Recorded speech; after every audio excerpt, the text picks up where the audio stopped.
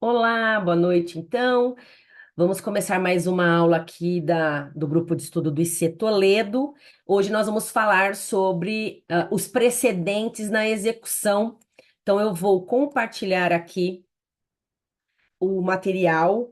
Esse material, ele é da professora Patrícia, porque era a professora Patrícia quem ia dar aula para vocês hoje.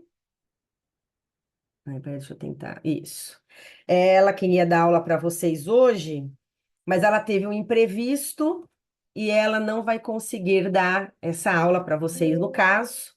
Então, vai ficar, né? Ela pediu para eu substituí-la, por isso que o slide é dela, tá? Por isso que o slide é dela, então é por essa razão. Então, vamos lá, vamos aqui no. Aqui. Então, vamos falar aqui do primeiro precedente que nós temos aqui do TST, que é o precedente número, é o tema, né? Número 74, que veio nesse RR aqui, nesse acórdão, que diz o seguinte: a pretensão de devolução de valores pagos a maior ao exequente não pode ser processada nos próprios autos da execução, devendo ser pleiteada em ação própria, sobre pena de ofensa aos princípios do devido processo legal, da ampla defesa e do contraditório. Então, veja. É, esse precedente traz aqui a situação de que esses valores aqui, que têm que ser devolvidos, que foi pago a maior, devem ser pleiteados em ação própria. Então, foi trazido esse precedente aí sobre essa situação. Então, olha só, aqui nessa fase de execução, nós trazemos aqui diversas situações onde que precisamos buscar valores. Aqui no trabalhista, no caso das empresas, né, que seriam as reclamadas lá, o polo passivo de toda essa situação. Então, nós temos aqui essa, eh, essa situação de pegar valores, mas temos também essa situação onde podemos ter valores pagos a maior. Não é que é comum ter uns valores pagos a maior, mas acontece, né? Acontece de valores pagos a maior, sim, em alguma situação ali ou qualquer coisa nesse sentido. Então, nós podemos ter aqui essa situação de ter que devolver algum valor ou alguma coisa assim. E aí, esse precedente diz o seguinte: não podemos cobrar aqui nos próprios autos de execução, nós temos que cobrar aonde? Numa ação própria. Acho que ficou um pouco assim, como eu vou dizer, é, deu mais trabalho, né? Porque antes eu podia pegar e cobrar no mesmo ação, já que foi pago a maior ali, por que que eu não posso ter ali a situação de devolução? Agora vai ter que abrir uma ação própria, vai ter que fazer cálculo de repente lá, trazer a situação toda ali para se provar quanto é que se foi pago a maior para que esses valores sejam devolvidos ao exequente. Aqui no caso está falando ao exequente. Esse precedente já está transitado em julgado, então ele já está valendo. Então já temos essa situação aqui em relação a essa situação. Então, o devedor entendeu que pagar além do devido não pode simplesmente pedir a devolução na própria execução, que eu acho que facilitaria, mas ok. Então tem que ser uma ação autônoma. Acho que abriu, deixa eu mutar aqui. Pronto. Então, Desculpa. veja. ah, Professora, eu não estou conseguindo pôr a mãozinha. Tudo fala, bem? Boa Karina. noite. E a competência seria do Justiça do Trabalho também, Ah, né? sim, Tá, sim. tá. Porque seria um crédito trabalhista aqui, né? Tá bom, Sim, obrigada. seria, tá? Aí eles estão dizendo aqui que não, que tem que ser numa ação autônoma para não ofender o devido processo legal, a ampla defesa, o contraditório, X, Y e Z. Ué, mas a gente não podia fazer isso lá na execução, já que já estava lá, já estava tudo lá? Achei que dificultou. O que que a gente pode pegar de bom disso daqui? Que vamos cobrar mais um honorário para pedir os valores de volta. Porque se for no mesmo processo, a gente vai pedir lá e já pagou o processo, já tem um contrato, já está lá tudo certo. Se eu vou ter que fazer uma ação autônoma para pegar de volta, você vai dizer para o cliente o seguinte: olha, o que eu pegar de volta, eu vou cobrar X% de honorários. Por quê? Bem ou mal, vou falar da gente, né? Os advogados vão ter que fazer uma nova ação. Vou ter que fazer uma nova petição, de repente apresentar os cálculos, fazer toda aquela situação. Então, claro que eu vou querer um novo honorário. Eu vou querer um novo honorário. Então, assim, achei que dificultou porque o negócio já estava ali calculado, mas para nós acabou dando aqui para a gente mais um contrato de honorários, né? Mas temos essa situação aí e já está transitado em julgado esse precedente aqui do TST lá, no caso nós estamos falando aqui, né, da fase de execução. Agora o precedente número 75. Na vigência do Código de Processo Civil de 2015, é válida a penhora dos rendimentos, está lá no CPC, artigo 833, inciso 4, para satisfação de crédito trabalhista, desde que observado o limite máximo de 50% dos rendimentos líquidos e garantindo o recebimento de pelo menos um salário mínimo legal pelo devedor. Nossa, eu tô achando um absurdo esses precedentes, mas olha só, veja. Então, aquela impenhorabilidade de salário que o CPC não, que o Código Civil traz, e o Código também de Processo Civil fala, né, que não pode penhorar salário, que salário é impenhorável, porque é verba de natureza alimentar e tal, tal, tal. Mas veja, aqui no processo do trabalho, nós estamos também lidando com uma natureza alimentar, né? Uma verba de natureza alimentar. Porque essas verbas trabalhistas, elas são ou são salários, ou são provenientes de salário. Então, elas são, sei lá, 13º, aviso prévio, férias, alguns adicionais de insalubridade, periculosidade, adicional noturno, qual que seja. Então, nós estamos aqui com um impasse. O que que esse precedente trouxe, né? Ele trouxe um impasse de brigas de duas verbas alimentares. O crédito trabalhista, que foi constituído aqui nessa reclamação, nesse processo, que é verba de natureza alimentar, e os salários aqui que seriam agora penhorados, né? Que poderiam ser penhorados. Mas olha só, é possível a penhora de até 50%. Eu acho muito 50%, porque antes, quando começou essa história de que era autorizado fazer as penhoras de salários, não só para dívida trabalhista, mas algumas situações se permitiam fazer essa situação, eles estavam permitindo e autorizando até 30% dos rendimentos. Então, eu tive, por exemplo, situações de clientes que penhoravam as aposentadorias, né? As pensões por morte, as aposentadorias, algum benefício previdenciário que agora que reclamada, no caso, estava recebendo. E aí estavam autorizando até 30%. E aí isso foi subindo. E hoje temos chegou, né, numa proporção tão assim gigantesca que temos um precedente que fala em 50%, desde que preserve para, no caso, o devedor, o limite aqui de pelo menos um salário mínimo.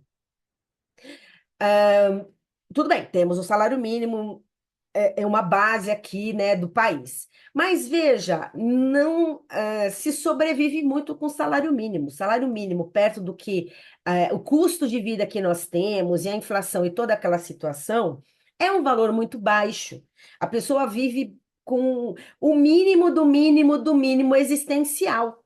Não é uma coisa que dá para fazer e tal. Então, esse acórdão, eu acho que pode sim ter problemas, não para quem está recebendo, né, os 50% ou tudo mais, mas para quem está tendo desconto, porque aqui vai ser aplicado, na maioria dos casos, aonde nós temos uma desconsideração da personalidade jurídica, por exemplo. Mas nós podemos aqui também aplicar naquelas situações de reclamações de doméstico, porque quem está empregando um doméstico é outra pessoa física, que está pagando aquele empregado doméstico com o salário que ele recebe, seja um salário mínimo, seja um salário bom e seja e tal. Aí, a minha questão aqui. E se a pessoa que está aqui com a penhora dos rendimentos só ganhar um salário mínimo? Não pode penhorar? Então, minha pergunta, tá bom? Eu estou pensando junto com vocês. Porque se eu tenho, eu posso penhorar até 50%, mas eu tenho que garantir pelo menos um salário mínimo, no caso para o devedor, e se ele só ganha um salário mínimo? Então não pode penhorar, né? Porque senão eu penhoraria 50%, vai ficar, vamos jogar 1.600, né? Que o salário mínimo está 1.621, R$ 800 para cada um, se fosse penhorar. Não ficava bem nem você, nem eu. Então também tem essa situação, porque veja, eu faço previdenciário, como vocês sabem, e 90% dos benefícios previdenciários que são pagos hoje, tem gente que fala que é 70%, mas eu acho que é muito mais. É um salário mínimo. É um salário mínimo que esse segurado está ganhando. E aí, se ele tiver alguma situação nesse sentido, não poderia penhorar, ficava todo mundo sem ganhar nada, né? Porque esse senhor pode ser empregador, por exemplo, de uma doméstica. Ou ele pode ter sido proprietário de uma empresa que teve os processos trabalhistas e ele estava bem de vida, mas quebrou, faliu, sei lá o que aconteceu, e aí o crédito pessoal dele, né, os bens pessoais dele, é quem vão satisfazer, no caso, o crédito trabalhista, mas agora ele não tem uma situação mais financeira confortável. Então, eu acho que deixa algumas dúvidas esse precedente, algumas situações que talvez não dariam para efetivamente ele ser aplicado, tá? Então, houve aqui, já estava vendo um tempo, mas agora está aqui normatizado a flexibilização dessa proteção da impenhorabilidade dos salários em favor de créditos alimentares. Como eu falei, dois créditos alimentares aqui, duas verbas de natureza alimentar que estão brigando. Antigamente, muito antigamente, não se autorizava fazer penhora de salários, né? Era muito preservado isso mesmo. Isso daqui é recente, essa flexibilização. Mas ficou tão flexibilizado que virou um precedente. E aí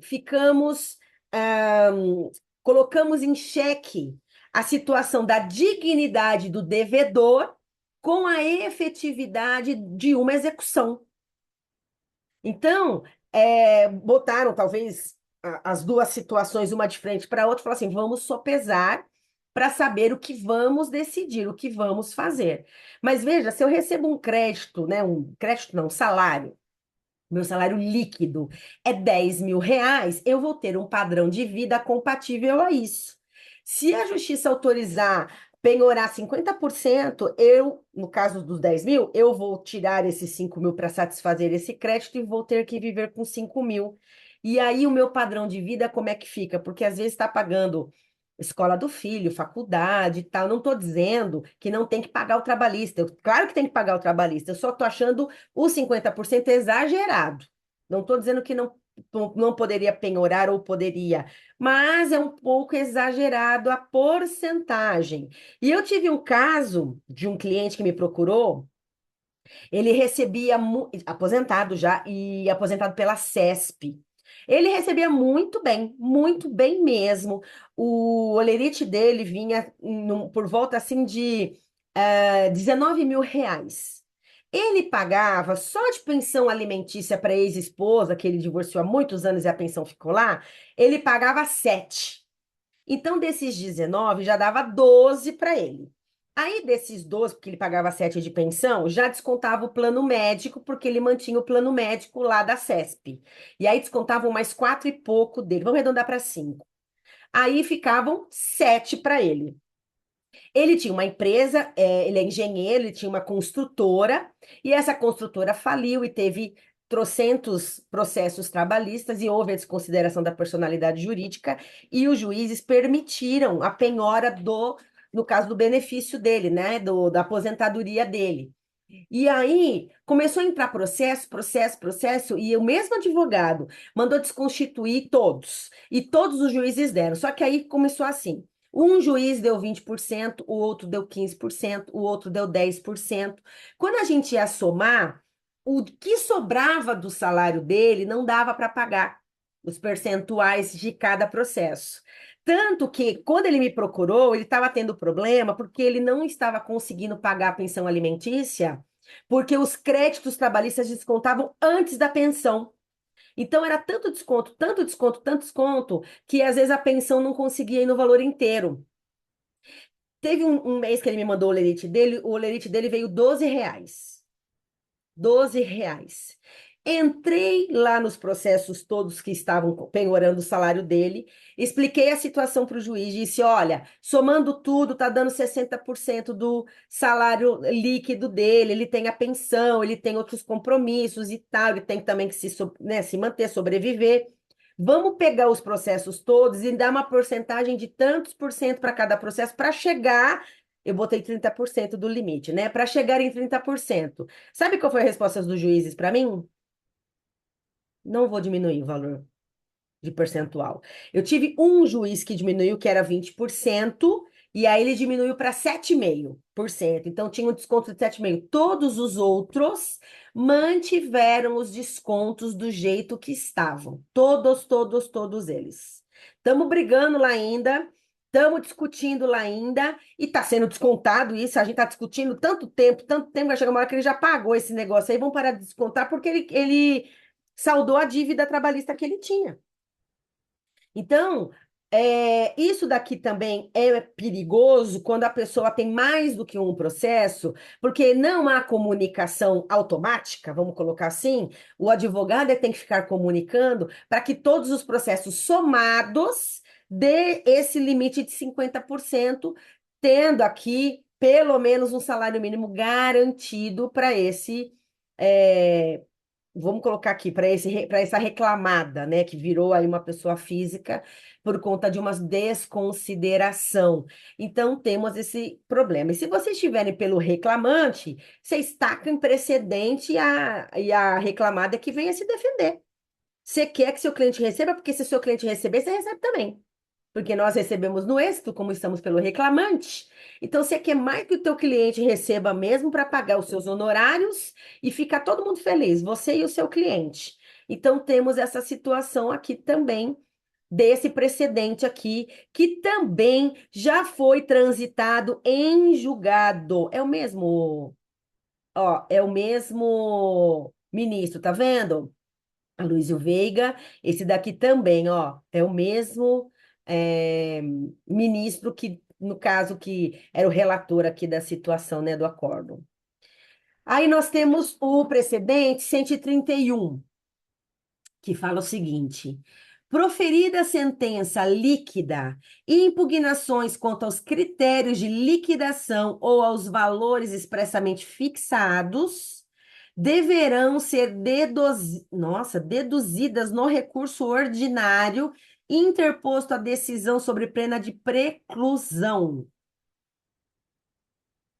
Então, olha o que a gente tem que tomar cuidado aqui. Quando a gente já tem uma sentença líquida, as impugnações quanto aos critérios de liquidação e os valores expressamente fixados deverão ser deduzidos no recurso ordinário interposto sobre pena de preclusão. Então, se você não aduzir isso lá no recurso ordinário, precluiu, quer dizer que você não pode fazer novamente. Então, quem não impugnar critérios ou valores de sentença lá no recurso ordinário sofre preclusão. Então, Vocês sabem que sentença líquida é a sentença que já traz os valores definidos, né? Se a parte discordar, ela deve atacar imediatamente esses valores, tá? O que não pode deixar é para discutir isso daqui na execução. Então, nós temos que já discutir essas situações no recurso ordinário que está aqui nesse precedente 131. Então, preclusão perdeu a oportunidade de impugnar critérios de liquidação e ou os valores, no caso, expressamente fixados. Então, por exemplo, uma sentença fixou um valor ali de condenação de horas extras em R$ 50.000. A empresa não recorreu, e depois, na execução, ela vai tentar discutir os valores. Vai estar precluído. Então, isso vai evitar rediscussões infinitas. Então, mesmo que você não queira fazer um recurso ordinário, porque você não quer discutir nada, mas se você quiser discutir aqui, é, critérios, valores, impugnar essa situação, você vai ter que entrar com recurso ordinário para discutir esses critérios ou valores da sentença sobre pena de preclusão. Então, não vai poder mais ser discutido isso lá na execução. Ela vai ter que discutir antes. Então, dependendo da situação, vai ter que entrar com recurso ordinário só para discutir critérios de valores e liquidação. Então, nós temos essa situação também trazida aqui por esse precedente, que também já está transitado em julgado, e também é pelo mesmo ministro Aloísio Silva Correia da Veiga. Eu nunca tive uma situação dessa. E agora a gente vai ter que prestar atenção, porque se tivermos essa situação, vamos ter essa impugnação aqui no RO, tá? Mais um É, precedente. Karina? é, Você só um falou? comentário para não fugir do Pode falar. tema. Espera aí que eu estou... então, no meu caso, eu fico prejudicado os meus clientes, que são pequenos, Sim, que muitas das vezes a gente paga porque não tem o dinheiro para subir um recurso, você eu acredita? sei. São lanchonetes pequenas, empresas pequenas, que mesmo tendo o benefício de pagar a metade por ser ME, Simples Uhum. Nacional, não tem. E aí, numa dessas, aí tem que prestar bem atenção por isso mesmo, né? Tem que prestar atenção, Só um porque veja, comentário mesmo. aí você vai ter que fazer o quê, Karina? Você vai ter que, se ele não tiver o dinheiro para pagar o RO, às vezes não é os 14, vamos arredondar para 14 mil, porque às vezes a condenação é baixa, ou às vezes tem ali pela metade, como você falou, né? Mas vamos lá, por exemplo, aí se tiver uma situação que vocês querem discutir, aí vocês vão ter que pensar, eu vou pegar e pagar esse valor do RO, ou eu vou deixar e pagar do jeito que está aí na sentença? O que vale mais a pena? O que fica mais barato para a empresa? Pagar o RO ou deixar a sentença como está sem impugnar? Só que agora, o problema é que se começar a impugnar lá nas execuções, o juiz vai dizer, ó, já precluiu, já precluiu, já precluiu. Tem juiz que vai tacar ali pau, por quê? Porque talvez não conheça o precedente, que é muito novo. Mas, ó, hoje eu fiz uma audiência que eu fiz um acordo sem vínculo, eu estava por uma das reclamadas. Aí fizemos um acordo lá, não sei o quê, eram 12 anos de vínculo. Aí fizemos o acordo. Aí acabou, vamos pagar assim, dessa forma, assim, você concorda? No final, a juíza falou assim: doutora, não esqueça do tema 310. Eu quieta, né? Que eu estava pela reclamada, fingi. Aí eu, excelência, o que que diz o tema 310? Não tem que pagar a cota agora a cota previdenciária não. A contribuição previdenciária, mesmo nos acordos sem reconhecimento de vínculo. Aí eu falei, e aí, como é que vamos fazer isso? Ele disse, não, eu vou fazer o seguinte, vocês vão parcelar isso, parcelamos em 12 vezes, né? 30 dias após a última, vocês tragam os comprovantes para o processo do recolhimento dessa contribuição previdenciária 11% cota empregado e 20% cota patronal do valor do acordo. Aí eu ia falar o quê? Tudo bem, excelência. Conste, então, que depois de 30 dias da última. Então, veja, os juízes já estão começando a aplicar os precedentes. Inclusive, juiz de primeiro grau, e ela era uma juíza substituta de um processo trabalhista que eu estava fazendo. E a audiência de hoje foi naquela Ajude 4.0, vocês conhecem? Então, era uma conciliação para ver o que ia acontecer, e caso não desse certo, a gente ia para a instrução. Então, eu estava, tanto que o meu processo é de Diadema, e eu fiz lá na Ajude da Barra Funda. Assim, foi online, né? Não fui, precisei ir até lá. Eu fiz lá na Ajude da Barra Funda. Nem foi aqui, aqui não tem também, né? Nem foi aqui de Diadema quem fez. Então, entramos lá virtualmente, essa juíza substituta veio e tentou conciliar, conseguimos fazer a conciliação, mas ela já aplicou o precedente do tema 310. Eu fiz um agora por último e eu vou reconhecer o vínculo. São 3 meses, compensa mais reconhecer, Então, registrar, recolher, uhum. porque se fosse recolher pelo tema, ficava um valor maior. Dava uma diferença de uns R$ 800, mas já eram uns R$ 800, né? Aí meu cliente Porque se concordou. você recolher, se você reconhecer o vínculo e recolher, você pode descontar a parte do reclamante do reclamante. Sim. Aqui no precedente, o que que os juízes estão falando? Porque o precedente não fala quem paga. O precedente fala tem que recolher e eles jogam tudo para a reclamada, no caso, para as empresas pagarem. Então, realmente, você fez certinho, Karina. Você tem que fazer conta. O que é que fica menos oneroso para a empresa se você está fazendo reclamada? O que fica mais oneroso? A gente reconhece o vínculo, paga o que tem que pagar, ou a gente vai cair num acordo e cair no precedente? De repente, porque aí você pede para o reclamante trazer a cota dele e você paga a sua cota. O juiz pode falar: não, doutora, recolhe tudo e tal. Aí você tem que fazer os dois cálculos, mas é pouco tempo. 3 meses você está falando, então, né?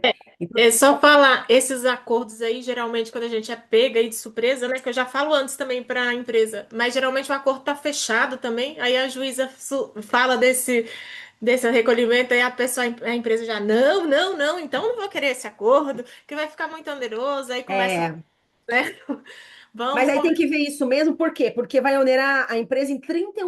Então, Além. Só que é, veja, aí a gente tem que pensar o quê? É Gisele que fala seu nome? Gisele, isso, Gisele, mesmo tendo o EY, né? Gisele, ó, Gisele, Gisele, o que que a gente tem que pensar? Se nós não fizermos o acordo e deixarmos instruir, quanto é o risco de uma condenação lá na instrução, de sentenciar mesmo? Então, de repente, até vale o risco realmente pagar os 31% lá do precedente do tema 310, fechar o acordo, não reconhecer vínculo e pagar, do que deixar correr para a instrução, que a gente não sabe o que vai acontecer, porque testemunha é uma caixinha de surpresas. E aí, de repente, ter uma condenação até mais elevada, e aí ter que recolher a contribuição da mesma forma, menor, mas vai ter que recolher, ou fazer um recurso, tem que pagar as custas, depois tem que pagar o depósito, tem toda aquela situação que a gente conhece. Então, tem que também fazer ali umas simulações e mostrar para a empresa, ó, se nós fizermos um acordo, a gente vai tentar tal isso e tal, vai ter isso lá do tema, vai pagar X reais. Se nós deixarmos o processo seguir sem fechar o acordo, temos o risco de ter ali a perda desse direito, desse direito, desse direito. E não só isso. Sabe o que nós temos que pensar também? Estamos criando precedente para a empresa? Porque se eu deixo instruir e a testemunha fala assim, não, a gente recebeu hora extra por fora. Não, o chefe dava assédio moral, xingava todo mundo, brigava com a gente chegava atrasado, mandava a gente embora. E aí a gente fica com as provas ali já constituídas. Ou faz uma perícia de insalubridade, de periculosidade, e dá uma perícia positiva. Todos os outros reclamantes falam assim: ah lá, o fulano ganhou insalubridade, eu vou entrar que eu trabalhava do lado dele. Eu trabalhava no mesmo setor que ele. Então, se ele ganhou, eu vou ganhar também. E você já tem uma prova ali pré-constituída que ele pode usar como prova emprestada. Então, a gente tem que pensar nos valores, mas a gente tem que pensar também em quais precedentes a gente vai abrir para próximos processos. Porque às vezes vai trazer documentos muito comprometedores para a empresa. Eu digo para quem está pela reclamada. Pelo reclamante, a gente vai tacar processo, vai É tacar verdade. documento e que, né, que A, se lasque. a audiência que eu tive agora em Mauá, o que que eu pedi à juíza, né? E ela aceitou. Tem os 22% e os 11%. Eu solicitei, né? Falei, apresentei, falei com ela que a empresa era do Simples Nacional, por isso não recolhi o patronal, para isentar os 22% e me responsabilizava pelos 11% do reclamante. E ela concordou também, deixou para a última parcela só os 11% e isentou os 22% Então, aí da também é empresa. uma questão de estratégia, só que aí a gente fica na mão do juiz, se o juiz aceita, e se ele fala, não, doutor, é isso e é isso. Também a gente fica ali, mas claro que tentar a gente vai. Vai que dá certo que nem deu para Verdade. você. Então a Essa gente deu certo. tenta. Essa deu certo. Essa de hoje, a minha, eu nem falei do tema, porque eu estava pela reclamada, eu estava quieta. Ela, doutora, tem o tema 310 e tal. Aí eu dei uma de louca, falei, mas o que que fala o tema, excelência? Aí ela falou das cotas e tal, e eu fiquei quieta, né? Eu falei, tá bom. Aí eu falei para ela assim: a gente pode deixar essa cota patronal, porque era um espólio, né? Para o espólio. Então, quando sai o inventário, eu pago. A doutora, 30 dias, até tem um ano para pagar isso. Pode ser que o inventário já saia, porque são dois maiores e capazes, não tem nenhum menor de idade, não tem nenhum incapaz, né? Vamos ver o que vai acontecer, né? Mas estão aplicando os precedentes, e aqui a gente tem que tomar cuidado com essa situação que eu estou falando. Esse precedente é muito importante, tá? Tem que tomar muito cuidado com essas impugnações, porque se o juiz não está sabendo, não tem conhecimento desse precedente 131, ele vai deixar se impugnar lá. Mas se ele tem conhecimento, que nem a juíza que eu peguei hoje, ele, quando você impugnar lá na execução, ele vai dizer assim, doutora, precluiu. Cadê o seu recurso? Precluiu. E aí você vai ter que ficar quieta, e então o cliente vai olhar para tua cara e falar assim, você errou, você comeu bola, o que que aconteceu aqui? E aí ter essa situação também, né? Então, temos que tomar cuidado aqui com esse precedente que é muito perigoso, ele é muito perigoso. Agora, o 133. A constatação do inadimplemento do devedor principal autoriza o redicionamento da execução para o subsidiário, independentemente do exaurimento da execução contra o obrigado principal e seus sócios, salvo na hipótese de indicação de bens do devedor principal que efetiva e comprovadamente bastem para satisfazer integralmente a execução. Precedente número 133, também já transitado em julgado. É tudo mesmo ministro, ó, de novo, Luiz Veiga, é tudo mesmo ministro. Então, ó, o inadimplemento do devedor principal já autoriza redirecionar para o responsável subsidiário. É meio empresarial também isso daqui, né? Meio reclamada. A gente tem que tomar cuidado, principalmente quando a gente está pela segunda, terceira ou quarta reclamada, porque nós não somos a principal e esse inadimplemento já pode ser diretamente redirecionado para o seu cliente. Se ele é segundo reclamada, terceira reclamada, e diz que não é necessário, esse precedente diz assim, esgotar a execução contra a empresa principal e também não é necessário executar todos os sócios primeiro. O que é que esses precedentes estão trazendo aqui? Eles estão tentando agilizar a execução. O principal não pagou? Já coloca ali os subsidiários aqui para pagar. Enquanto isso, a gente tenta ver o que que a empresa principal tem, o que que tem para penhorar. E enquanto isso, já vê os sócios também, porque quem pagar primeiro pagou. Aí a gente satisfaz o crédito trabalhista aqui no processo e depois eles que se cobrem entre si. Se eu sou subsidiário e paguei, eu vou cobrar da principal depois numa ação própria para isso. Ou se o sócio, se a subsidiária cobrou e o sócio não pagou, eu vou cobrar do sócio depois esses valores. Aí é um problema que não é mais da Justiça do Trabalho. Eles vão se cobrar entre si. Então, esse daqui também é perigosíssimo para a reclamada, porque quando começar a execução e não tiver o pagamento ali da situação que está sendo cobrada, né, do saldo devedor, nós temos que ficar monitorando essa execução para ver se a sua empresa que você está tomando conta, a reclamada que você está ali assessorando, já não vai ser acionada. para ela vir pagar, no caso, o débito trabalhista que tem nesse processo aqui, tá? Aí aqui fala que, salvo nas hipóteses de indicação de bens do devedor principal. Então, o que nós podemos fazer aqui? Se souberem que existem bens do devedor principal, vocês já mandam indicar os bens lá. Olha, eu sei que ele tem um carro, já procura aí, já faz a pesquisa aí. Juiz, já faz a pesquisa, ele tem um carro, tal, tal, tal, já manda trazer aqui para satisfazer o crédito. Para quê? Para livrar do seu cliente.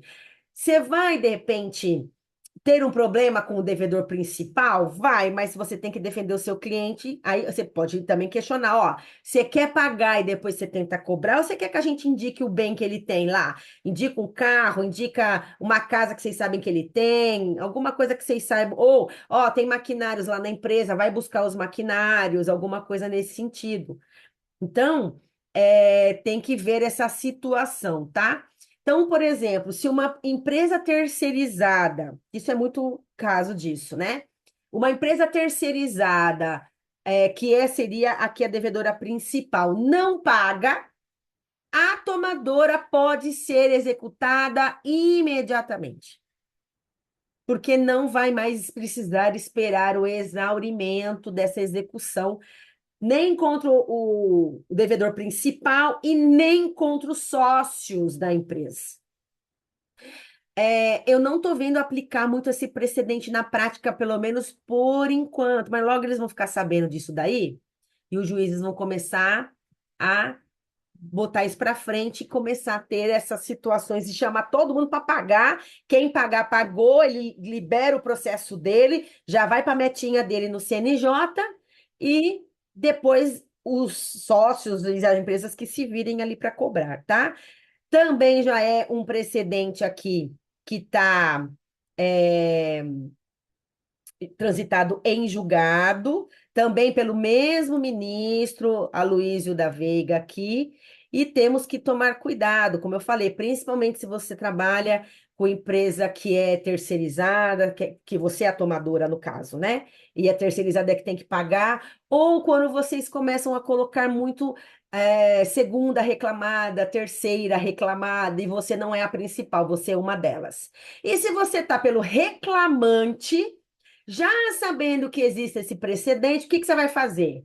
Ah, a principal não pagou no prazinho lá de pagar de forma voluntária? Já joga todo mundo ali para pagar. Fala, excelência, temos aqui o precedente número 133 que diz aqui que se a principal não pagar, eu já posso cobrar todo mundo. Então, traga a segunda reclamada, traga a terceira reclamada e quem pagar, pagou. Então, se estiver pelo reclamante, você já joga todo mundo aqui, já manda pagar.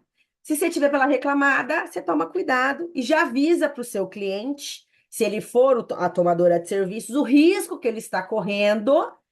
Então, para ele tomar cuidado no que aqui? Em qual empresa terceirizada ele vai contratar. Porque eles pegam qualquer uma, né? Ah, tem o serviço que eles querem saber se ela está com processo, se ela está adimplente, se ela está devendo, o que é que está acontecendo com ela. Então, eles vão ter que ter um pouquinho mais de cautela e de precaução. Qual a terceirizada que eles vão contratar para não sobrar crédito trabalhista para eles? Então, vocês que estão assessorando reclamadas, o que é que vocês vão fazer? Vocês vão dizer, olha, quando a gente for contratar uma terceirizada, antes de fechar o contrato, vamos puxar os processos trabalhistas e os processos civis que eles têm de cobrança, para saber como é que está a situação deles lá. Se eles estão pagando, se eles estão com muitos processos, e se esses processos, como é que eles estão sendo resolvidos? Eles estão sendo resolvidos de forma pacífica, ou que eles estão sendo condenados, eles estão pagando e está tudo certo, ou eles estão enrolando e estão devendo mais do que a empresa lá de crédito trabalhista. Então, vai ter que fazer uma pesquisa, tá? Uma pesquisa lá no trabalhista, principalmente, quantos processos essa empresa tem e se ela está devendo, se ela não está devendo, como é que está a situação dela antes de contratar, principalmente as terceirizadas, tá? Porque esse precedente se aplica muito no caso de terceirizada, não que não pode ter outras, mas né, é muito de terceirizada essa situação que foi trazida aqui. É muito de terceirizada. Então, temos que tomar esse cuidado aqui a respeito deste precedente. Aí nós temos outro precedente, o precedente 144. A decisão que rejeita a exceção de pré-executividade, sempre que se revestir de natureza interlocutória, é irrecorrível de imediato, à luz do disposto no artigo 893, parágrafo 1º da CLT. Então, decisão que rejeita a exceção de pré-executividade é irrecorrível de imediato. Porque, veja, a exceção de pré-executividade, ela permite eu discutir matérias sem garantir o juízo. É uma das diferenças que ela tem dos embargos à execução. Eu tenho que garantir o juízo lá no embargos. Na exceção de pré-executividade, eu não preciso. Então, às vezes, as empresas acabam se valendo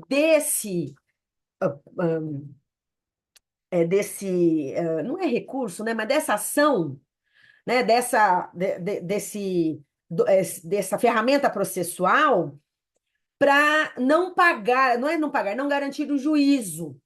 Então, faz a exceção de pré-executividade. Mas, se a decisão rejeitar essa exceção de pré-executividade, ela é irrecorrível de imediato. Então, veja, entrei com a exceção de pré-executividade, ela foi rejeitada. Eu não posso ficar protelando esse processo, entrando com alguma medida para tentar fazer ela ser reconhecida, para ser aceita, para ser acolhida, né? De imediato é irrecorrível. E aí, o que que eu vou ter que fazer? Eu vou ter que fazer outra situação para tentar parar aqui a execução que eu estou querendo aqui parar, tá? Então, essa exceção de pré-executividade, ela não precisa garantir o juízo e ela é usada para nulidades evidentes. Só que, como eu falei, às vezes é usado como uma ferramenta processual para não ter que garantir o juízo e, de repente, atingir o objetivo que a empresa quer atingir. A empresa não quer ficar pagando lá, garantindo o juízo nos embargos, ou quer esgotar antes de chegar num agravo de petição, se for o caso. Então, ela vai trazendo as exceções. E aí, eu acho que eles estavam percebendo que eles estavam usando a exceção de pré-executividade, aí ela era rejeitada, eles entravam com alguma medida, algum agravo de instrumento, alguma coisa assim, e aí aquilo estava protelando a execução, estava atrasando o pagamento desses créditos trabalhistas para o reclamante. E aí criar esse precedente dizendo, ó, rejeitou a exceção de pré-executividade, não cabe recurso de imediato. Pois a gente viu o que que vai fazer, tá? Porque diz aqui que essa decisão que rejeitou, ela é tida como uma decisão interlocutória. Diz aqui que ela tem natureza interlocutória. E nós sabemos que no processo do trabalho, as decisões interlocutórias são irrecorríveis, não é igual ao cível. Quando nós temos decisão interlocutória lá, nós entramos com agravo de instrumento. Aqui no processo do trabalho, o agravo de instrumento é usado para outra situação, para destrancar recurso. Então, ela diz, ó, então ela é tida como uma decisão interlocutória. Então, para dizer, não cabe recurso. Ela é irrecorrível. E aí, o que que acontece? Esse recurso que vai discutir essa rejeição fica postergado para um momento posterior. Depois é que eu vou poder discutir e desfazer aqui essa rejeição, e tentar reformar essa situação aqui. Então, não vai caber de imediato. Então, tomem cuidado se vocês utilizam, ou as empresas que vocês assessoram utilizam muito dessa exceção de pré-executividade, né? É uma açãozinha bestinha de fazer, bem tranquilinha, só que, como eu falei, muitos advogados se valem dela porque não tem que garantir o juízo, então não vai ter gasto para a empresa. Porque toda vez que a gente chega na empresa e fala assim, olha, a gente vai ter que, para recorrer, a gente tem que pagar o depósito recursal. Pode parcelar? Eles já perguntam, né? Pode parcelar? Falei, não, é à vista. Eu tenho que emitir a guia lá no judiciário, no site do TRT, e é à vista, não dá para parcelar. Tem que pagar de uma vez. E eles já ficam, né? Nossa, mas não tem como fazer diferente, não tem como pedir justiça gratuita, não tem como pagar depois, não tem que não sei o quê. Não tem. O que a gente pode fazer hoje, estão se fazendo muito, que vocês já sabem, é de conhecimento de vocês, é fazer o quê? Nós podemos substituir esses depósitos recursais pelo seguro garantia ou a carta fiança. As empresas, principalmente empresas pequenas, que não têm muito capital de giro, se ficar com esses dinheiros parado lá nos processos de depósito, que ainda está sendo discutido, o dinheiro está parado, não foi, não voltou para ela e não foi para o reclamante. Está ali no judiciário. Elas acabam descapitalizando, isso pode comprometer a saúde e até o funcionamento dessas empresas, né, a continuidade dessas empresas. Então, essas empresas menores estão se socorrendo dessa carta-fiança ou seguro-garantia. Vocês querem fazer? Façam, mas façam em corretoras sérias, autorizadas, que tem ali o registro na SUSEP, que está tudo certinho, porque para o juiz aceitar esse seguro-garantia ou carta-fiança, ele vai analisar os requisitos. Então, vai ver se a empresa ali que fez o seguro garantia ou a carta fiança está registrada na SUSEP, está regular, né, com a abertura dela, se aquela carta está válida, porque se ele aceita aquilo num processo, ele está meio sendo responsável por garantir o pagamento dessas verbas trabalhistas desse processo. E se essa apólice, porque é como se fosse um seguro, tanto que chama seguro garantia, se essa apólice não está de acordo com a legislação, com os requisitos certinhos, como se fosse um seguro de carro, de moto, ou qualquer coisa assim, a seguradora pode vir e não pagar esses créditos trabalhistas. E aí o juiz é quem aceitou, ele pode ter uma responsabilidade ali por esses créditos, porque não esse seguro não estava regular e aí essa seguradora não vai pagar. Então temos essa situação. A professora Ivani tem um livro que fala sobre carta fiança e seguro garantia. Eu tenho ele aqui em algum lugar, que eu não estou vendo ele agora, mas eu tenho o primeiro que já está desatualizado. Eu tenho o que era uma capa verdinha. Aí o segundo que está atualizado de uma capa meio marronzinha, mas ela já está atualizando de novo. Então, por hora, não compre se vocês tiverem interesse em comprar esse livro, porque eu acho que logo, logo já saiu atualizado. Porque teve umas legislações ali da Carta Fiança e de Seguro Garantia que foram revogadas. Então, no livro marronzinho dela tem, e aí vocês vão pegar algumas coisas que estão revogadas, ela já está atualizando. Mas ela tem um livro sobre carta, fiança e seguro garantia, como isso funciona. E o que, que nós temos de problema disso no judiciário hoje? Se eu estou com um reclamante, né, e a empresa está lá com seguro fiança no meu processo, e eu tive uma sentença parcialmente procedente e teve matérias, situações que foram ser discutidas em recurso ordinário e outras não foram. Essas que não foram para discussão em recurso ordinário, elas transitaram em julgado, eu posso entrar com uma execução provisória, certo? Como é que o seguro garantia vai fracionar a apólice? Como é que ele paga uma parte antecipada e depois ele vai pagar o restante que está sendo discutido ainda, que está sendo objeto de recurso ordinário ou recurso de revista, não importa. Então, quando eu entro com uma execução provisória para receber essas verbas que não estão sendo discutidas em recurso, o seguro tem dificuldade em pagar, por quê? O seguro funciona assim: ou eu pago a totalidade ou eu não vou pagar nada. Eu não tenho como pagar parte, depois, quando vier a sentença, eu pago outra parte. Então, os juízes estão sem saber muito o que fazer quando tem essa situação, porque o seguro não paga parte, depois paga outra parte, ele paga a totalidade. Então, essas execuções provisórias não estão conseguindo ser pagas quando tem essa carta fiança e seguro garantia. Mas para a empresa isso é maravilhoso. né? E principalmente empresa pequena, para não ficar com dinheiro parado lá. Eu lembro que eu trabalhei no escritório um tempo atrás, que eles estavam atendendo a Telefônica, e a Telefônica faliu há muitos anos, mas tem muito processo. E eles estavam com muito depósito recursal parado nesses processos, porque ainda estavam sendo discutidos, estavam tentando verificar e fazer contas e tudo mais. O que é que esse escritório fez com essa Telefônica? Ela falou assim: vamos fechar na corretora, vamos fechar apólices de seguro garantia e vamos fazer a substituição nos processos desse seguro fiança e vamos pegar de volta os depósitos recursais e colocar esse seguro fiança no lugar.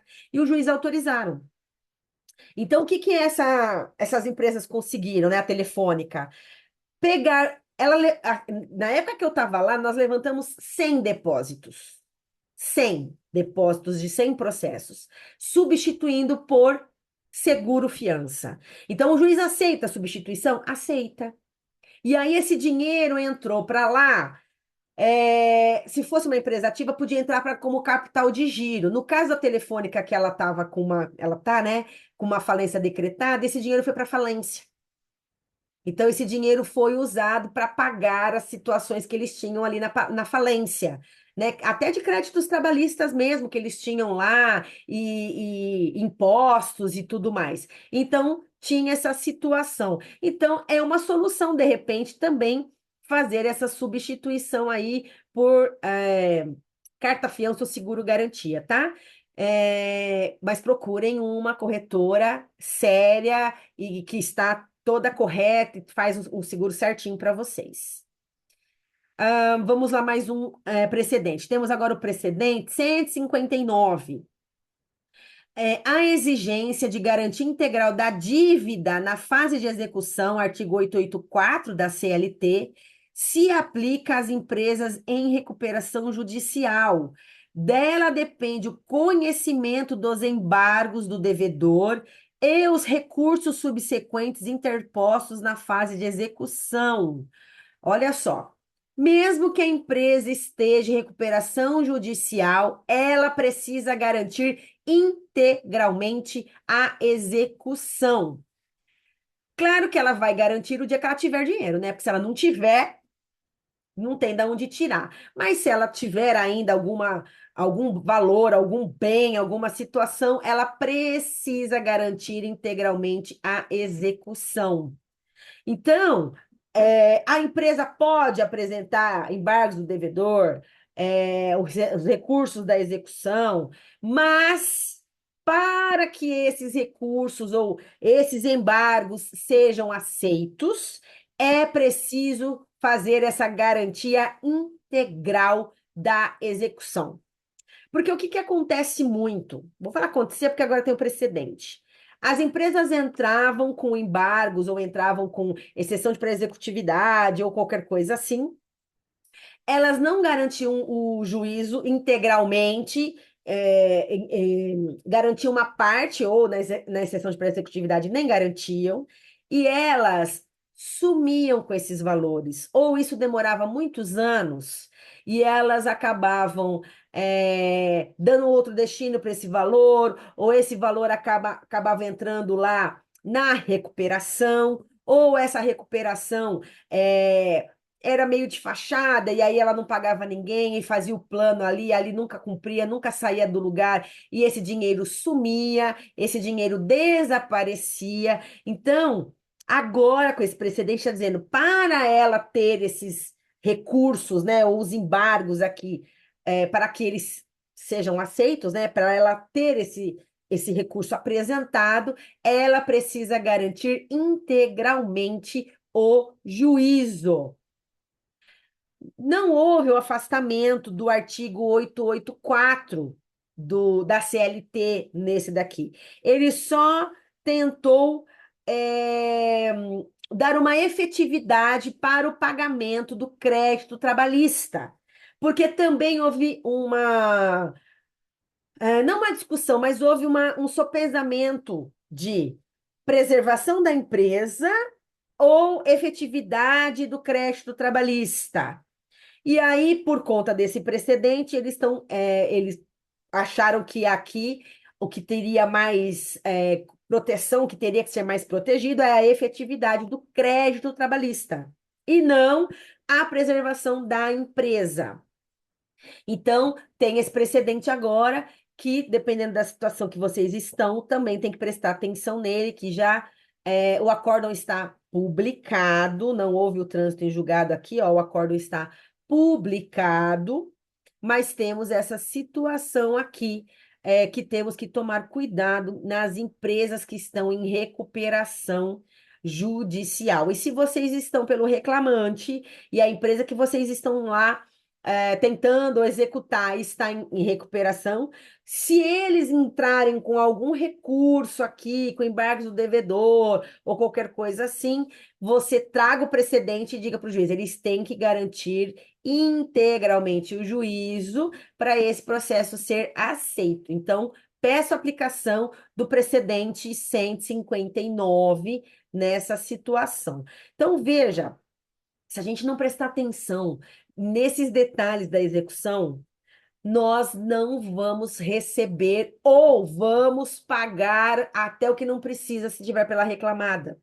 Então, tem situações aqui que a reclamada tem que prestar atenção para também não ter um prejuízo, para também não ter uma situação aqui que não existia e agora passou a existir e não ser pega de surpresa. E se você está pelo reclamante, vocês têm aqui mais ferramentas processuais ainda para ter essa execução paga integralmente. Então, temos toda essa situação aqui que agora temos que prestar atenção. Então, a gente vai ter que prestar atenção no que a gente já falou e também na empresa que entrar com algum recurso aqui na execução, se ela garantiu ou não garantiu o juízo, porque senão você vai invocar aqui esse precedente, vai dizer para o juiz, ó, para aceitar o recurso dela, ela tem que depositar o valor integral aqui, ela tem que garantir o juízo de forma integral, está nesse precedente. Então, a gente está com muita ferramenta agora, com muita situação que nós temos agora para conseguir receber efetivamente essa situação aqui de execução. Nós temos muitos processos, eu vejo muito advogado reclamando que ganhou, nadou e morreu na praia porque ganhou e não levou. Porque ganhou e não conseguiu executar, porque a empresa não tinha nada, o sócio não tinha nada, isso aqui não tinha nada. Agora a gente tem muitas situações, porque era muito fácil, antes de ter esses precedentes, dessas empresas fraudarem mesmo, sumirem com o dinheiro, ou falarem que não tinha os valores, ou toda essa situação. Agora nós vamos colocar assim, né? O TST está fechando o cerco na execução para que esse reclamante realmente receba esses valores ali que foi constituído ali numa sentença, ou num acórdão, seja como for, tá? Então, prestem atenção nessas situações aqui. Tema 174. A decisão de julgamento da impugnação e homologação para cálculos de liquidação tem natureza interlocutória, sendo irrecorrível de imediato. É um precedente que já está transitado em julgado pelo ministro Luiz Silva Correia da Veiga. Então, olha, quando a homologação dos cálculos, isso daqui é uma decisão interlocutória, que estão dizendo que tem natureza interlocutória, então não tem mais recurso. Então, quando o juiz analisa né, o cálculo do reclamante, da reclamada, homologa o cálculo, a decisão não encerra a execução. Não cabe recurso de imediato. Tá? Para quê? Para evitar também essa discussão e discussão e discussão e discussão do processo, da execução, né? No processo, mas da execução, e isso ser protelado por anos. Então, evita essa fragmentação do processo, porque aqui eles prezaram, né, pela celeridade processual, que é um dos princípios, né, do processo do trabalho, a celeridade, até porque, como eu já falei, estamos lidando aqui com verba de caráter alimentar, salários ou reflexos decorrentes do salário. Então, temos essa situação aqui. Então, veja, homologou cálculo, não vai caber impugnação não vai caber impugnação, não. Não vai caber recurso de imediato. Teve o julgamento da impugnação e da homologação, do cálculo de liquidação, de imediato não vai caber recurso. Posteriormente podemos falar, mas aqui neste momento não podemos. Então, temos que ter cuidado com essa situação também. Precedente 185. O reconhecimento da impenhorabilidade do único bem imóvel familiar alugado a terceiros, pelo enquadramento como bem de família, depende da comprovação de que a renda obtida com a locação é utilizada para a subsistência ou custeio de outra moradia do executado ou de sua família. Tivemos esse acórdão publicado, mas temos um RE pendente, tá? Que ainda não foi analisado, também do ministro Aloísio da Veiga. Então, veja, imóvel familiar alugado pode continuar empenhorado, mas para continuar empenhorável por ser bem de família, no caso o devedor, precisa demonstrar que a renda do aluguel é usado para o sustento da sua família ou custeia outra moradia para ele ou para a sua família. Então, não basta só eu ter um bem que eu digo que está alugado, que é um bem de família. Eu tenho que agora provar qual é o destino deste aluguel. O que que eu estou fazendo com os valores de aluguel que eu estou recebendo de lá? Então, eu tenho que provar que. Eu acho que provar que é para subsistência é muito fácil, né? Se você não provar que você tem outra renda, que você vive do aluguel, você fala: olha, eu não tenho outra renda, eu vivo do aluguel. Então, o aluguel de lá serve para eu pagar as contas da minha casa, para eu fazer supermercado, para gasolina, para a escola das crianças, sei lá, depende da situação de cada um. E para também, se for de moradia dele ou da família, também é muito fácil. Se eu não estou morando no imóvel, mas eu aluguei aquele imóvel para pagar aluguel em outro lugar, eu digo: olha, estou pagando aluguel, meu boleto de aluguel está aqui, é este valor, eu tenho o aluguel de lá de Y valor, o aluguel de lá eu uso aqui. Ou provar que, de repente, alguém da sua família, a minha filha mora lá em tal lugar e eu pego o aluguel daquele bem de família e uso para pagar a casa dela. Porque o bem de família, vocês devem ter visto já, ele é extensível para o executado e para a sua família. Eu tomava conta de uma empresa aqui em São Caetano que eles têm diversos bens. Eu nem lembro quantos bens daquele era. O dono da empresa era o pai, a mãe, ele tinha 3 filhos, um menino e 2 meninas, e 2 meninas. O menino nunca foi sócio das empresas, eram 3 empresas. Ele tinha vários imóveis. Aí o que que ele fez? Um imóvel ele mora, no outro imóvel ele põe um filho, no outro imóvel ele põe a outra filha, no outro imóvel ele põe a outra filha, no outro imóvel ele põe a sogra. E aí tudo virou bem de família. Então ninguém penhora, por quê? Porque é tudo moradia da família. Então tudo ficou bem de família. E ele fez uma outra coisa que foi assim, eu falo que ele foi ninja, né? Ele foi ninja. Antes de ter o problema com a empresa, quando ele viu que a empresa estava indo mal das pernas, que poderia realmente fechar, falir ou qualquer coisa assim, ele pegou todos esses imóveis que ele tinha e ele gravou o usufruto para ele e para a mulher dele em todos. Todos os imóveis dele, além de ser a família que mora, não tem nenhum alugado, ele colocou o usufruto para ele e para a família dele, né? Para a esposa, para ele e para a esposa. E como o filho dele nunca fez parte das empresas, o imóvel também, a parte do menino não podia penhorar, porque ele nunca fez parte dessa empresa, ele nunca foi sócio em nenhum momento, ele não era nem sócio retirante, ele nunca foi sócio de nada. Então, ele colocou os imóveis todos no nome dos 3 filhos, com o usufruto para ele e para a esposa. E aí, o que que acontecia? teve alguns imóveis que o juiz autorizou ir para leilão, só que quando trazia ali o edital de leilão, que dizia que um terço estava indisponível porque era de uma pessoa que nunca foi sócio e que também tinha gravado uso capião, ninguém arrematava. O juiz até mandou para leilão, mas ninguém arrematava. Teve um caso, inclusive, que uma das casas foi arrematada em leilão, e aí eu consegui anular o leilão porque no edital não tinha, não estava dizendo do usufruto, não estava dizendo da indisponibilidade do bem. E aí eu peticionei lá para o juiz, trouxe o edital e digo, olha, o edital de leilão tem vício. Ele tem vício porque ele não informou que o imóvel estava indisponível porque há um usufruto. E o usufruto acompanha o bem. Aí quem tinha comprado o imóvel era uma construtora. A construtora, quando ela foi informada, ela desistiu da compra. Aí tiveram que devolver os valores para ela. E aí agora o leiloeiro está brigando no processo porque ele quer os 6% dele, porque ele trabalhou, ele leiloou, ele fez e aconteceu lá.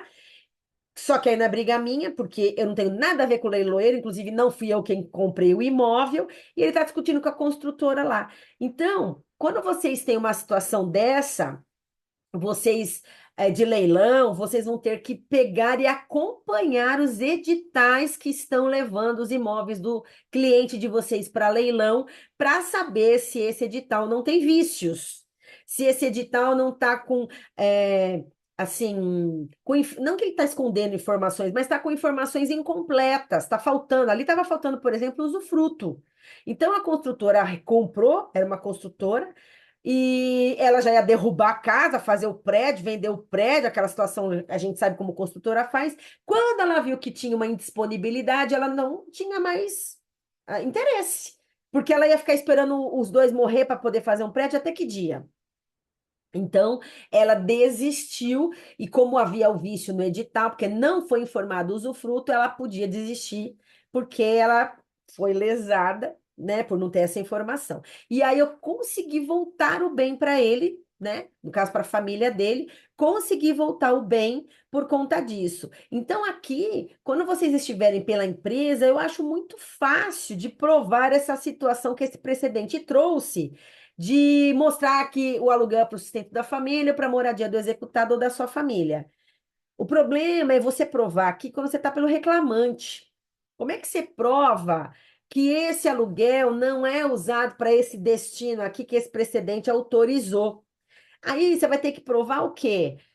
De repente você vai ter que provar o estilo de vida, né, no caso da reclamada, do sócio da reclamada. Olha, ele está dizendo que vive de aluguel, mas o carro dele é importado. Então, como é que ele vive do aluguel se ele tem um carro que custa mais do que a casa que ele mora? Ou, ele está viajando muito, ó, ele viaja para aqui, ali, nananã, então está com dinheiro para viajar. Então, esse dinheiro do aluguel não é para o aluguel, como ele está dizendo. Está vendo aqui. Você não vai dizer que vai ter uma fraude, claro, você vai dizer que está vendo aqui um equívoco aqui sobre os valores, sobre o destino dos valores, sobre alguma coisa assim, e vai trazer alguma situação ali para tentar descaracterizar o que está autorizado aqui nesse precedente. Né? Vai ter que descaracterizar o que está aqui nesse precedente. Então, temos toda essa situação também envolvendo isso, tá? Tem esse precedente aqui já que está valendo, mas a gente até fazia isso antes do precedente, né? Era autorizado já, se o bem de família eu uso dinheiro para sustento ou para moradia de, né, minha ou de alguém da minha família, já era autorizado não precisar comprovar, não precisar fazer nada disso, né? Então, tínhamos essa situação também. E agora está, como eu falei, normatizado. A gente traz o precedente 185. Aqui é um precedente do TST, mas eu acho que dá para usar isso daqui também lá no civil, né? Lá no civil, porque aqui não fala que tem que ser para verba trabalhista, que tem que ser. Fala só a impenhorabilidade do bem de família, que está alugado para terceiro. Então, acho que dá para usar também em outras situações, não só no caso nessa situação aqui do trabalhista, né? Dessa situação. Precedente número 229. esse já está transitado em julgado. Competência da Justiça do Trabalho, execução de ofício, contribuição social referente ao seguro de acidente do trabalho, que é o SAT. Artigo 114, 8 e 195, 1A da Constituição. Compete à Justiça do Trabalho a execução de ofício da contribuição referente ao seguro de acidente de trabalho, SAT, que tem natureza de contribuição para a Seguridade Social. Artigo 114, 8 e 195, 1A da Constituição de 88. Pois se destina ao financiamento de benefícios relativos à incapacidade do empregado decorrente de infortúnio do trabalho. Artigos 11 e 22 da Lei 8.212 de 91. Reafirmação da súmula 9, número 454 do TST. Essa lei que diz aqui no final, a 8.212 de 91, é uma lei que trata do custeio da Previdência Social. Ela só vai falar do custeio da Previdência Social. O que é custeio? Do dinheiro que vai financiar a Previdência Social. E um dos dinheiros, vamos colocar assim, tá? Que se paga, né, que custeia a Previdência Social é o SAT, né, que é esse seguro de acidente do trabalho. Temos outros impostos, outros tributos que custeiam, mas né, esse precedente fala desse daqui, que é o 229. Então, veja, essa execução pode ser de ofício, aqui fala que essa execução pode ser, pode. Compete, né? Só fala que compete, de ofício. A execução de ofício. Não fala que pode nem que deve. Diz que compete à Justiça do Trabalho, a execução de ofício. Então, é dever, né? Desce, no caso do tributo, uma contribuição, né, do SAT. Então, a Justiça do Trabalho pode executar de ofício essa contribuição relativa ao seguro de acidente do trabalho. Temos essas fundamentações, né, o 114 e o 195 da Constituição. O SAT, o próprio nome fala, seguro de acidente do trabalho, ele vai financiar benefícios decorrentes de acidente de trabalho. Então, ele vai financiar benefícios por incapacidade, sejam elas temporárias, sejam elas permanentes, ou sejam elas, vamos colocar, que permanente e definitiva, mas assim, numa situação de óbito do trabalhador, tá? Ela vai financiar qualquer benefício decorrente de acidente do trabalho. Então, pode ser um auxílio-doença, que agora é auxílio por incapacidade temporária, pode ser uma aposentadoria por incapacidade permanente, que é a aposentadoria por invalidez, pode ser uma pensão por morte acidentária, pode ser, o que mais acidentário? O auxílio acidente, ele é de acidente de qualquer natureza, e aqui nós estamos falando de acidente do trabalho, tá? Então, o que que tivemos aqui? Tivemos uma ampliação da competência executória da Justiça do Trabalho. Então, se tivermos uma situação dessa, que aí o trabalhador não vai pedir isso, né? Isso daqui vai vir. Só se tiver uma doença ocupacional, uma doença do trabalho, um acidente do trabalho, que o trabalhador pode pedir essa situação aqui. Mas o juiz vai dizer isso, né, de bate-pronto aqui. Já tínhamos a súmula 454 do TST, que já estava, claro, valendo, e aí esse precedente só reafirmou o que essa súmula já estava trazendo, e disse que agora pode ser de ofício, né? Essas execuções aqui do SAT. Se vocês prestarem atenção, alguns precedentes, eles estão trazendo situações previdenciárias que nós estamos tendo, respingos lá no previdenciário. Um exemplo é esse 229, o exemplo é o 310 que eu falei, que quando tem lá o acordo, mesmo sem vínculo, cabe ali os recolhimentos das contribuições previdenciárias.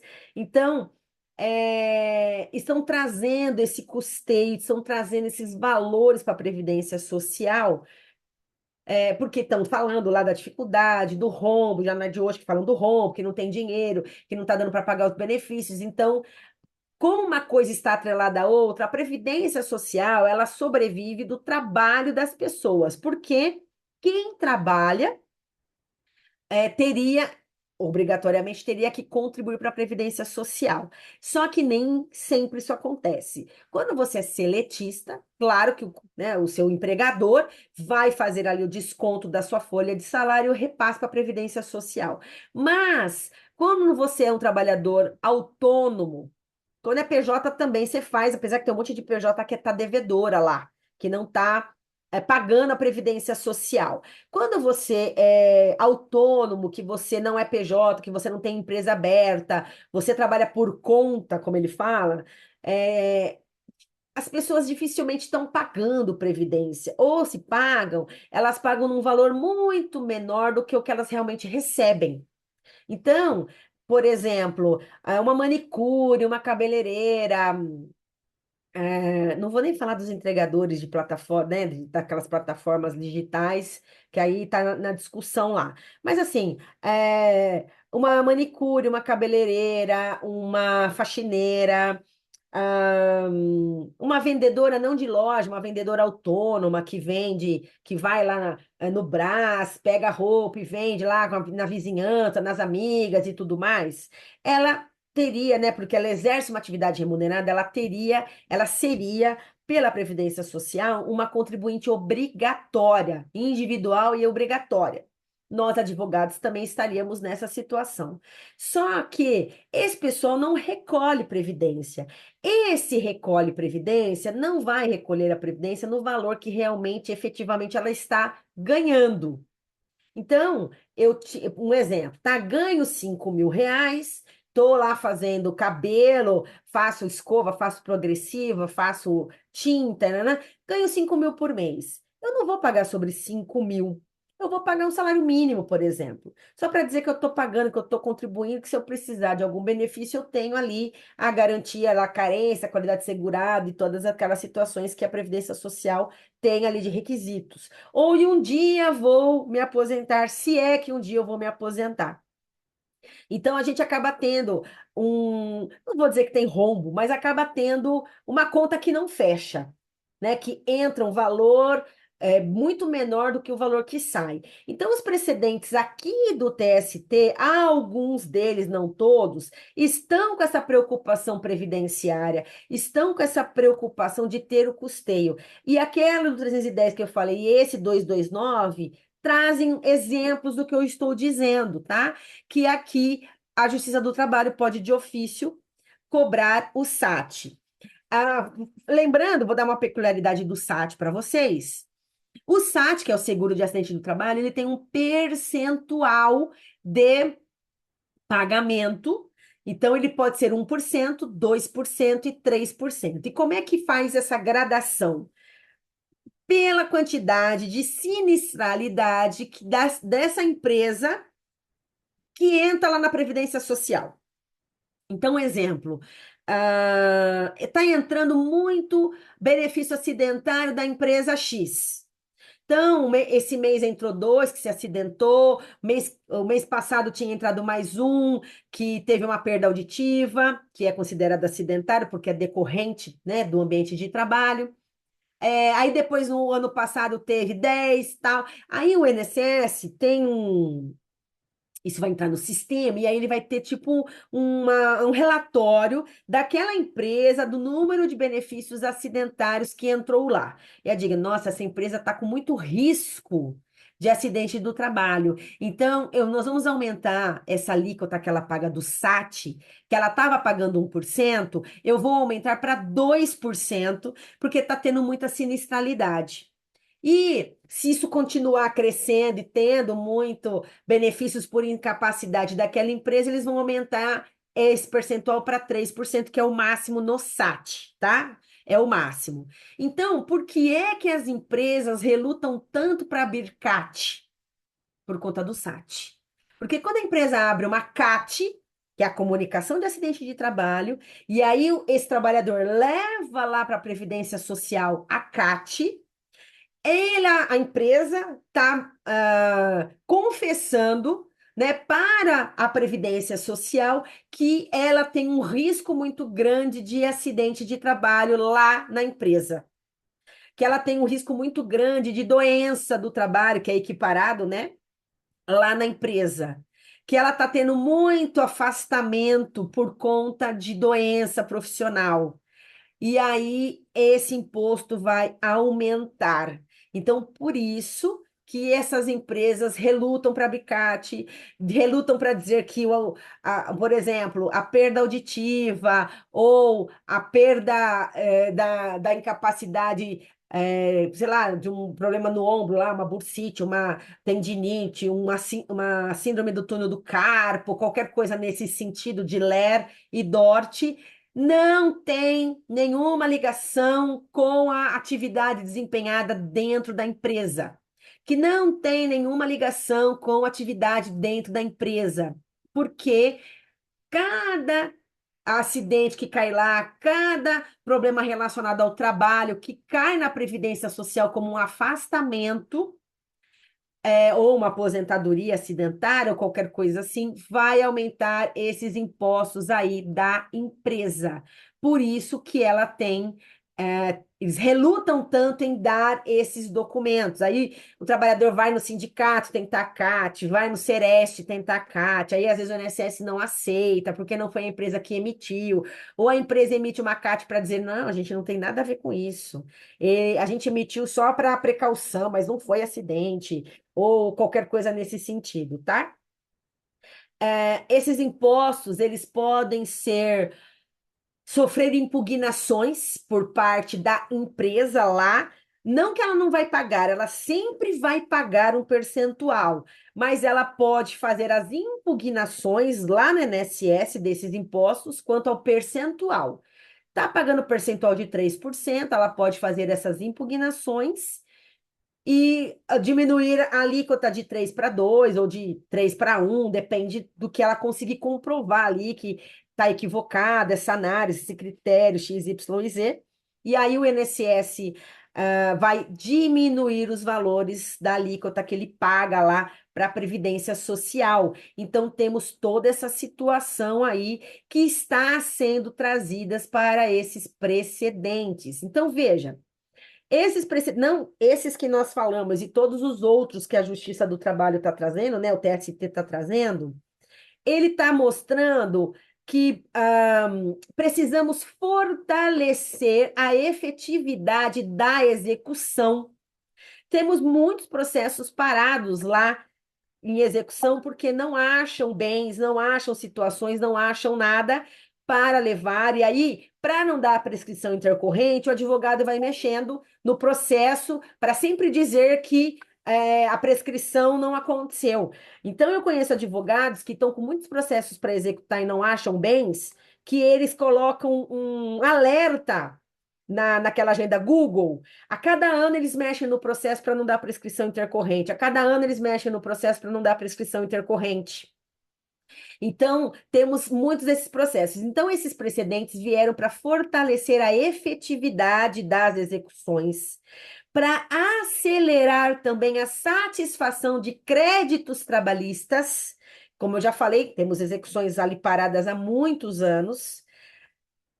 Uniformizar, fazer com que todo mundo tenha o mesmo tratamento, tenha o mesmo, que os juízes tenham os mesmos entendimentos, que todo mundo mais ou menos vai para o mesmo caminho, né? Porque nós temos muitas discrepâncias na Justiça do Trabalho, de entendimento de juízes, de peritos, de situações, então, às vezes um reclamante recebia, o outro não recebia, na mesma empresa, porque um juiz entendia que podia fazer A, o outro entendia que não podia, e aí um recebia, o outro não recebia.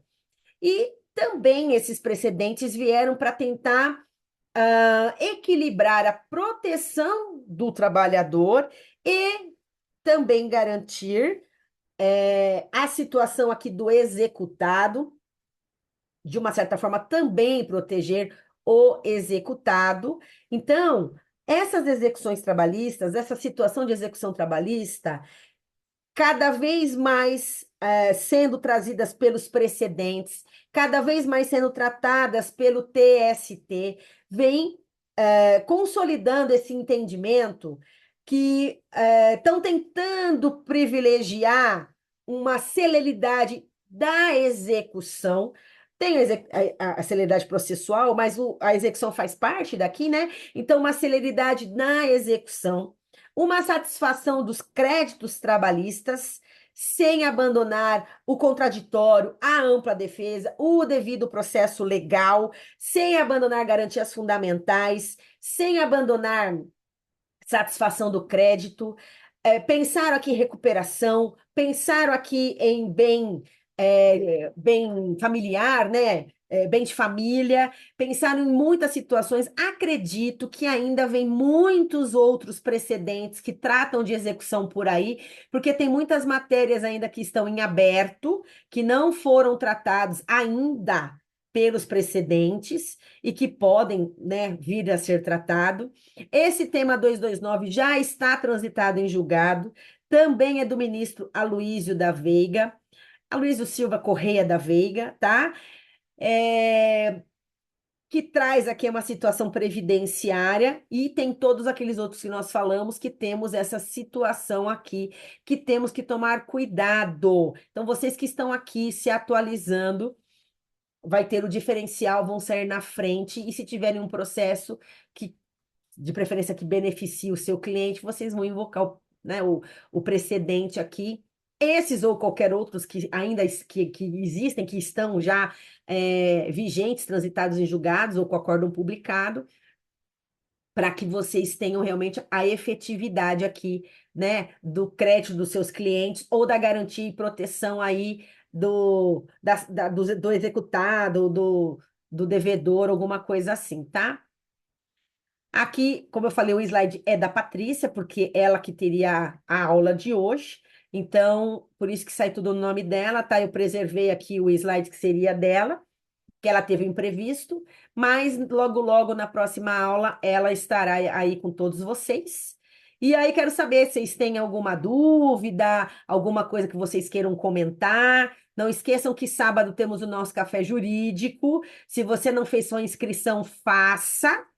Valéria sempre tá lá com a gente, Karina também, o Douglas Eu também tá, fiz já. tá sempre lá com a gente. Vamos falar de defesas do réu, não é isso? Sábado. Isso é ótimo. Então vai ser ótimo.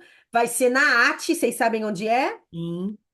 Né? Na Associação dos Advogados Trabalhistas de São Paulo, que é praticamente do lado do Fórum Trabalhista da Barra Funda. É na mesma rua, só que é no 446 e o fórum é, não sei que número que é o fórum.